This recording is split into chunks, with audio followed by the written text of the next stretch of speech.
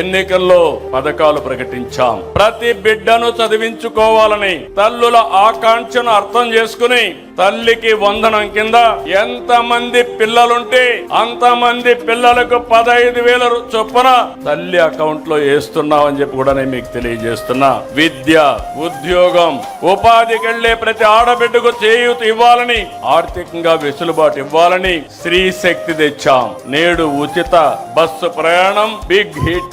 ఎక్కడ పోయినా ఏ బస్సులో చూసినా నా ఆడబిడ్డలే కనపడుస్తున్నారు. వాళ్ళను చూస్తే నాకు ఎక్కడా లేనటువంటి సంతోషాన్ని ఇస్తా ఉందని చెప్పి కూడా నేను మీకు తెలియజేస్తున్నా. మహిళల వంటింటి కష్టాలు తగ్గించేందుకు నాడు గ్యాస్ కనెక్షన్ ఉచితంగా ఇచ్చాం. నేడు ఉచితంగా 3 సిలిండర్లు సంవత్సరానికి ఇస్తున్నాం. 1,00,000 మంది మహిళలను పారిశ్రామికవేత్తలను చేశాం. మరో 5 లక్షల మంది లక్ష్యంగా పెట్టుకున్నాం. స్వయం ఏపీతో బ్రాండింగ్ కూడా చేస్తున్నాం. మహిళల రక్షణకు అత్యంత ప్రాధాన్యత ఇస్తున్నాం.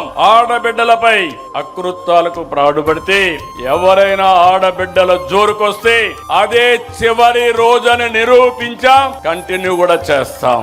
గంజాయి, డ్రగ్స్ పై అత్యంత కఠినంగా ఉన్నాం. సోషల్ సైకోల తాట తీసి మహిళల ఆత్మ గౌరవాన్ని కాపాడుతాం, నిలబెట్టుకుంటాం.